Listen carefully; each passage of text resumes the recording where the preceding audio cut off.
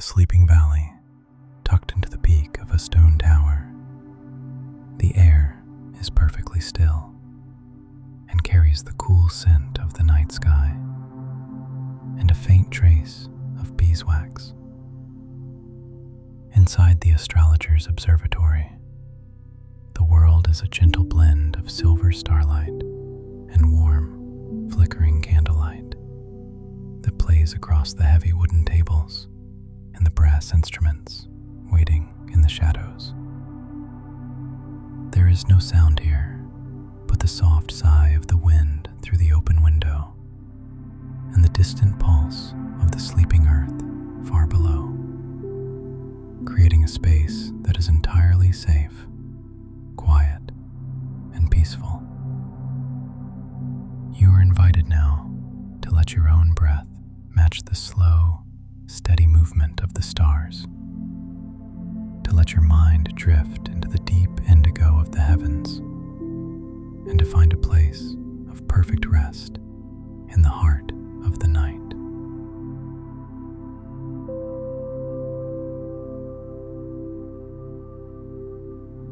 Chapter 1. In the deep, velvet hush of the late evening, the astrologer climbs the narrow, winding stairs of the stone tower, his footsteps making a soft and rhythmic sound against the cold granite that has been worn smooth by years of his own quiet travel.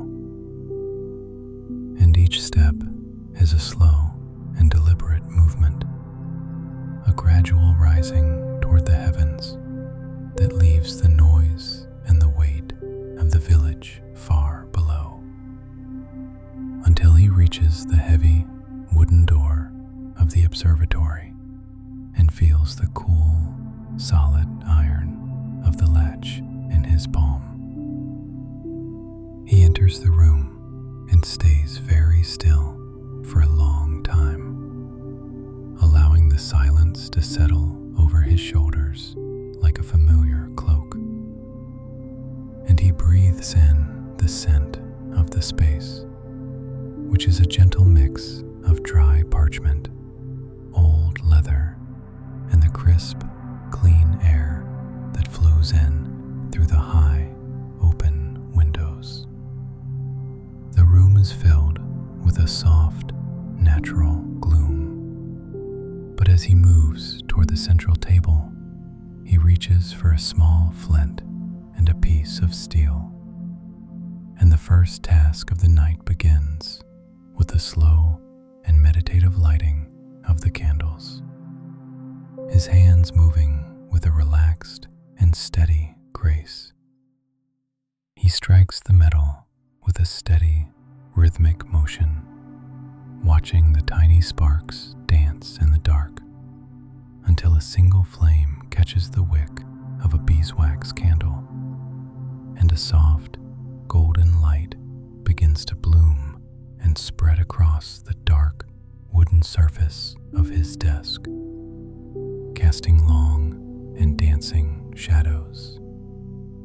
He takes this first light and moves from one station to another, his arm rising and falling in a slow and graceful arc.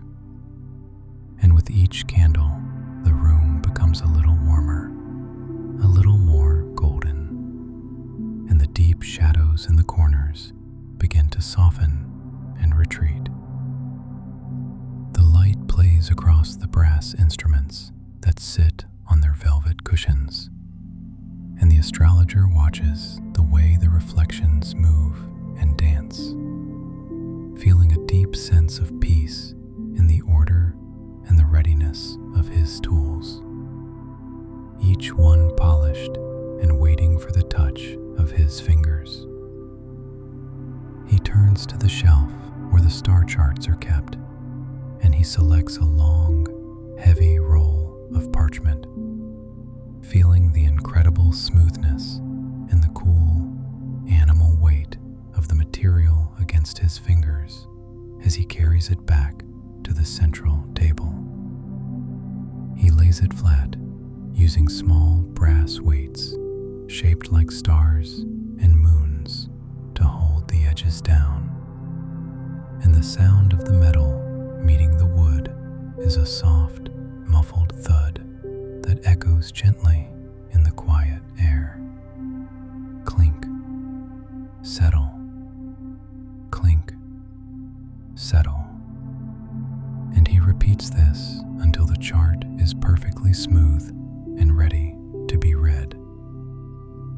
He gathers his pots of ink, the dark and rich liquids sitting in heavy jars that catch the candlelight, and he prepares his quills, selecting a feather that is light and strong, and he runs his thumb over the edge of the nib to ensure it is clean and sharp. The feeling of the quill being as light as a dream in his hand.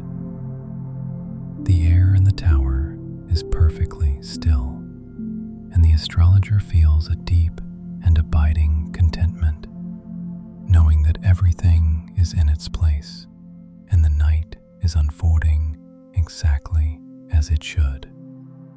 One slow and gentle movement at a time, while the stars wait patiently above. He touches the smooth surface of the astrolabe, the brass feeling cool and solid, and he enjoys the way the metal rings slide against each other with a quiet, oily hiss, a sound that is as rhythmic and calming as a heartbeat. He checks the alignment of his table. He adjusts the position of a lamp, and he finds a simple joy in the repetitive nature of his preparations. For he knows that the stars require a quiet mind and a patient hand to be understood. The world below may be tucked away in its dreams, but here, in the high stone room, the astrologer is wide awake in a way that feels soft and slow, his heart matching the steady pulse of the universe as he prepares to listen to the story of the sky. He feels the weight of the night as a kind and gentle presence, and he breathes in the cool air once more, his lungs filling with the freshness of the heavens, and he is ready to begin the long and beautiful work of watching the light. And the candles burn, and the ink waits, and the stars are calling him into the quiet.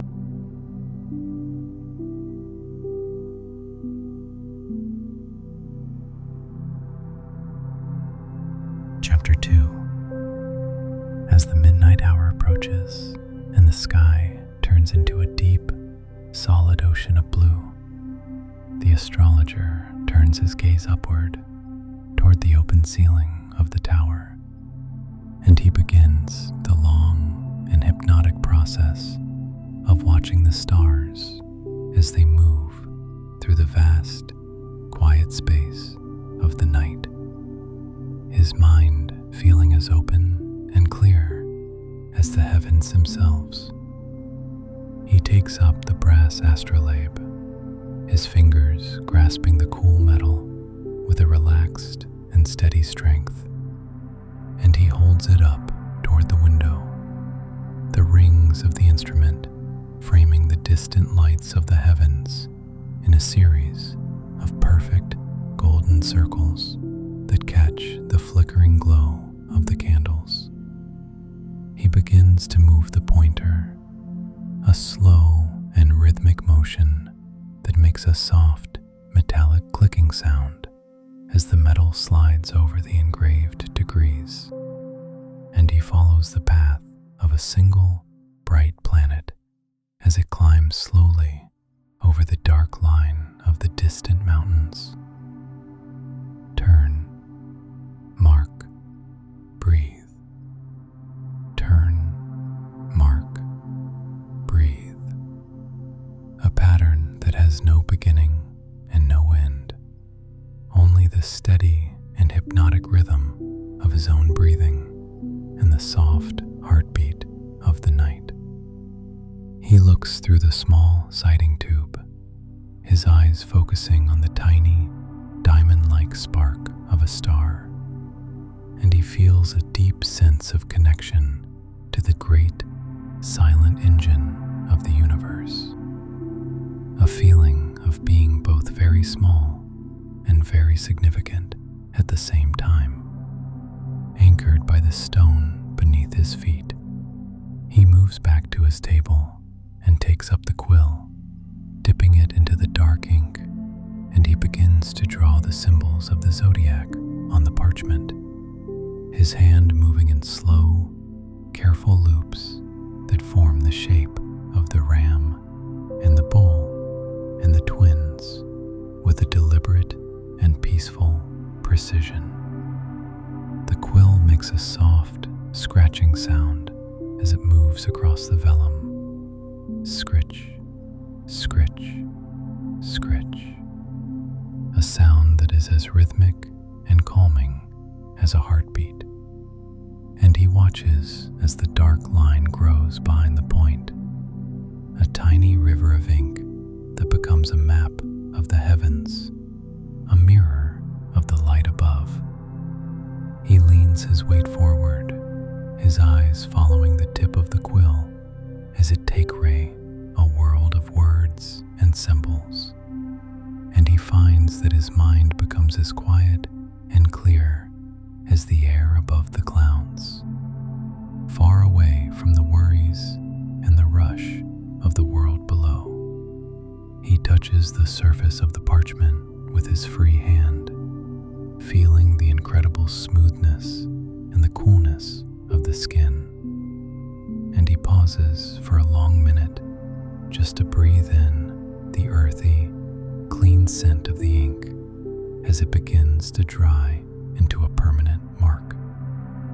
He repeats this process for hour after hour, moving from one constellation to another, his body swaying slightly with the rhythm of the sky, and he feels the warmth of the candles on his shoulders like a heavy, golden blanket that keeps him safe in the cool night air.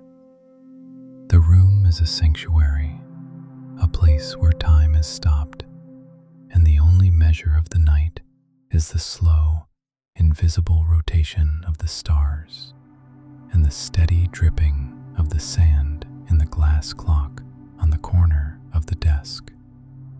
He notices the way the light from the moon has shifted across the floor, painting a silver rectangle on the stone, and he watches a single dust mote dance in the beam, its movement so slow and aimless that it seems to be floating in a dream. Catching his gaze and holding it in a moment of absolute stillness. He does not rush his observations, for the stars have been there for 1,000 years, and they will be there for 1,000 more. And so he loses himself in the repetition, his eyes half closed as he listens to the soft rustle of the wind in the rafters and the distant, muffled sound of the forest far below. He finds a quiet joy in the way the symbols look on the page, a perfect row of silent messages from the sky, and he feels a kinship with every stargazer who has ever looked at the dark and tried to find the light in the silence.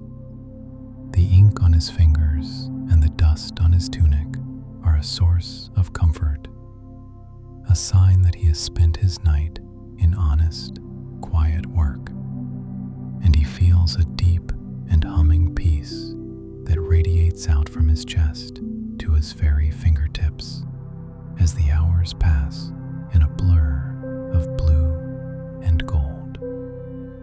He turns the heavy celestial globe slowly, the metal sphere spinning on its axis with a quiet, oily hit. sees the constellations move under his hand, a tiny version of the great dance that is happening over his head. He is the guardian of the stars, the keeper of the night's secrets, and as he draws the final line of a chart, he feels a profound sense of gratitude for the quiet life he leads, for the stars that shine, and the ink that holds, and the silence that listens to his heart.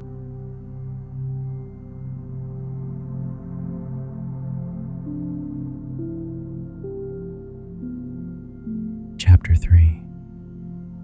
Beyond the open window, the first soft hint of a silver-gray light begins to touch the very edge of the horizon, and the astrologer feels a gentle, sleepy fatigue beginning to settle into his bones.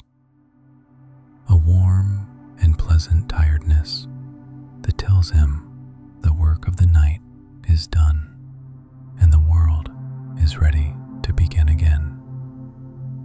He begins the final, quiet tasks of the dawn with a body that feels heavy and pleasantly relaxed, moving through the observatory one last time to gather his tools and return them to their proper places on the high stone shelves where they will wait for the dark to return. He cleans his brass astrolabe with a soft scrap of linen, wiping away the faint dew and the fingerprints until the metal is bright and gold once more. And he places it carefully in its velvet-lined box, hearing the small, final click of the latch in the quiet room. Click, rest. Click, rest. And he feels the weight of the metal leave his hand. He gathers the finished star charts, the large rolls of vellum, feeling solid and heavy in his arms, and he slides them into their protective leather tubes, each one making a soft, muffled sound as it finds its home on the high stone racks, where they will rest until the sun goes down again and the candles are lit. He stands for a moment in the center of the tower, looking at the empty table where the map of the heavens lay just a moment ago, and he sees the way the shadows have grown soft and blurred in the growing light of the morning. The orange glow of the candles looking pale against the coming blue. The air is growing a little warmer now, carrying the scent of the damp earth and the first hints of the morning mist that rolls in from the valley below. And the astrologer breathes it in with a sense of completion and peace, feeling the weight of the night falling away as the world prepares to wake. He moves from one candle to another, extinguishing the flames with a small metal snuffer, watching the tiny curls of smoke rise into the air and disappear into the gray light. And with each flame that goes out, the room becomes a little cooler, a little more blue, and the silence becomes a little deeper. He walks slowly down the winding stone stairs, his footsteps making a soft, rhythmic thud that echoes gently in the stairwell, and he feels the warmth of the house below rising up to meet him like a friendly embrace that pulls him closer to the earth. He reaches his small bedroom and feels the softness of the air on his face, a cool and refreshing breeze that carries the scent of the sleeping garden and the first morning dew. And he moves with a slow and fluid grace as he prepares for his own rest. He undresses with slow and practiced movements, laying his tunic across a wooden stool and feeling the lightness of his body as he steps into the cool, dark space of his bed, where the blankets are waiting for him like a warm and familiar world that has no end. He climbs into the bed, the linen sheets feeling cool and crisp at first, but quickly warming to the heat of his body as he pulls the thick wool blankets up to his chin, tucking them in around his shoulders until he is encased in a cocoon of warmth and safety.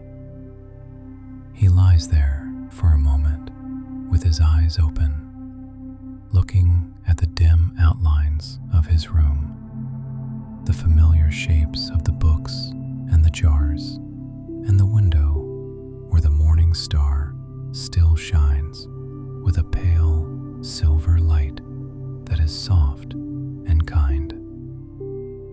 His muscles feel loose and heavy, every tension of the night melting away into the soft mattress, and he lets his head sink into the pillow, his thoughts slowing down until they are nothing more than the gentle pulse of his own heartbeat. The silence of the tower is total, a deep and liquid quiet that fills his ears and his heart, and he knows that the ink is dry, the charts are safe, and the world is exactly as it should be, safe and still under the watch of the coming sun. He closes his eyes and breathes in the faint scent of beeswax that lingers on his fingers. And as the house settles around him with a final, gentle sigh, he drifts off into a sleep that is as deep and nourishing as the heavens he has spent his night watching. He feels the room around him, a sturdy shell of stone and timber, protecting him from the wind and the light, and he sinks further into the softness of the bed, his breath becoming a slow, rhythmic wave that carries him away into the deep. The world is far away now, a distant and hazy place that has no power over the stillness of his room. And he is a part of the stars, a part of the night, and a part of the peace that remains when the candles are out. Sleep now. Sleep. Sleep.